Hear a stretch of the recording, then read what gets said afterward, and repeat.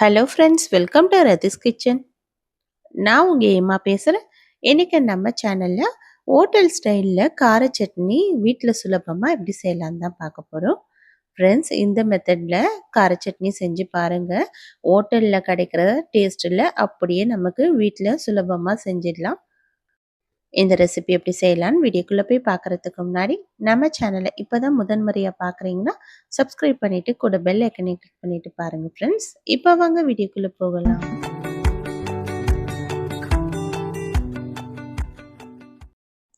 Friends, இந்த கார சட்னி செய்கிறதுக்காக இப்போ ஒரு கடாயில் 2 டேபிள் ஸ்பூன் அளவுக்கு எண்ணெய் சேர்த்துக்கலாம். இது நல்லா சூடாகி வரட்டும். சூடானதுக்கப்புறம் 2 டேபிள் ஸ்பூன் அளவுக்கு கடலைப்பருப்பு, இது கூடவே அதே அளவுக்கு உளுத்தம்பருப்பும் சேர்த்துக்கலாம். இது கொஞ்சம் செவந்து வர அளவுக்கு நம்ம வதக்கி விடணும். 1 நிமிஷத்துக்கு இது போல் வறுத்து கொடுத்தா போதும். இது நல்லா 1 நிமிஷம் வறுத்து வந்ததுக்கப்புறமா இப்போ நம்ம இது கூடவே 2 வெங்காயம் மீடியம் சைஸில் சேர்த்துக்கலாம். நீங்கள் எந்த அளவுக்கு சட்னி செய்ய போகிறீங்களோ அந்த அளவுக்கு நீங்கள் வெங்காயம் கூட குறைய சேர்த்துக்குங்க. இன்றைக்கி நான் 4, 5 பேர் தாராளமாக சாப்பிட்ற அளவுக்கு தான் நான் சட்னி செய்ய போகிறேன். இப்போ இது கூடவே 4, 5 பல்லு பூண்டு தோலோடவே சேர்த்துக்கலாம். சேர்த்துட்டு இதையும் நல்லா வதக்கி விட்டுடலாம். நம்ம ஒரு பொருளும் சேர்த்துட்டு இது போல் நல்லா வதக்கி விட்டுட்டே இருக்கணும். இப்போ இது கூடவே ஒரு புளியங்கட்டு சைஸ் அளவுக்கு புளி சேர்த்துக்கலாம். இந்த புளி இந்த அளவுக்கு சேர்த்தா போதும். ஏன்னா நம்ம தக்காளியும் சேர்க்க போகிறோம். அதனால் ரொம்ப அதிகமாக புளிப்பாயிடும். அதனால் இந்த புளியங்கட்டு சைஸ் அளவுக்கு புளி சேர்த்துட்டு இதையும் வதக்கி விட்டுடலாம். இப்போ இது கூடவே 5, 6 வரமிளகாய் சேர்த்துக்கலாம். உங்கள் காரத்துக்கு ஏற்ப நீங்கள் சேர்த்துக்குங்க. இது கூட கொஞ்சமாக கருவேப்பிலை, ஒரு இனுக்கு கருவேப்பிலை சேர்த்துட்டு இது கூட மீடியம் சைஸ் தக்காளி 3 சேர்த்துப்போம். சேர்த்துட்டு இதையும் நல்லா வதக்கி விட்டுடலாம்.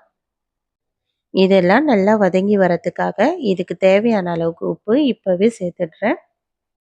உப்பு சேர்த்து வதங்குறதுனால இது எல்லாமே நல்லா சாஃப்டாக வதங்கி வந்துடும் ஈஸியாக. இதை நல்லா ஒரு 5 நிமிஷத்துக்கு நல்லா எல்லாத்தையும் வதக்கி கொடுத்தா போதும். அது இல்லாமல் இது கூட ஒரு 1/4 துண்டு அளவுக்கு இஞ்சி சேர்த்துக்குங்க ஃப்ரெண்ட்ஸ். இது எடிட்டிங்கில் ஸ்கிப் ஆகிட்டு இருக்குது. இந்த இஞ்சியும் 1/4 துண்டு அளவுக்கு தோல் சீவிட்டு சேர்த்துக்குங்க. சேர்த்துட்டு எல்லாம் வதங்கினதுக்கு அப்புறமா நம்ம ஸ்டவ் ஆஃப் பண்ணி விட்டுட்டு இது கூடவே 2 தேங்காய் பத்த அளவுக்கு தேங்காய் எடுத்து சேர்த்துட்டு இது போல் இந்த சூடோட கலந்து விட்டுடலாம். கலந்து விட்டுட்டு 1/4 ஸ்பூன் அளவுக்கு பெருங்காயம் தூளும் சேர்த்தாச்சு. இப்போ நம்ம இதை நல்லா ஆறுனதுக்கப்புறம் அரைச்சா போதும். அரைக்கும்போது நம்ம கொஞ்சமாக தண்ணி சேர்த்துட்டு நல்லா பேஸ்ட்டாக அரைச்சி எடுத்துக்கலாம். இப்போ நல்லா ஆறுனதுக்கப்புறம் மிக்ஸி ஜாரை மூடிட்டு நம்ம கொஞ்சமாக தண்ணி சேர்த்துட்டு உங்களுக்கு இந்த கார சட்னி எந்த அளவுக்கு திக்னஸில் தேவையோ அந்த அளவுக்கு திக்னஸில் அரைச்சி எடுத்துக்குங்க. அரைச்சி எடுத்ததை ஒரு மிக்சிங் பவுலில் மாற்றிடலாம். மாற்றிட்டு இப்போ நம்ம ஆஸ் யூஷுவல் தாளிப்பு கொடுத்துடலாம்.